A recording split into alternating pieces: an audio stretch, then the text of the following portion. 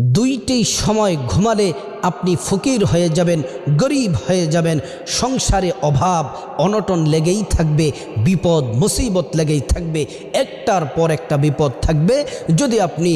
যদি দুইটি সময় আপনি ঘুমান, প্রিয় নবী মুহাম্মদ রাসূলুল্লাহ সাল্লাল্লাহু আলাইহি ওয়াসাল্লাম এই দুইটি সময় ঘুমাতে নিষেধ করেছেন। আল্লাহর রাসূল সাল্লাল্লাহু আলাইহি ওয়াসাল্লামের প্রতিটি কাজ, প্রতিটি কথা আমাদের প্রত্যেকের অনুসরণীয়, অনুকরণীয়। আল্লাহর রাসূল বলছেন, মাগরিবের নামাজের পর থেকে এশারের আগ পর্যন্ত এই সময়টাতে তোমরা ঘুমাবে না। আল্লাহর রাসূলের কথা যদি আমরা না শুনি, বিপদ মুসিবত লেগেই থাকবে। তাহলে মাগরিবের পর থেকে এশা পর্যন্ত পরিবারের কাউকে ঘুমাতে দিবেন না।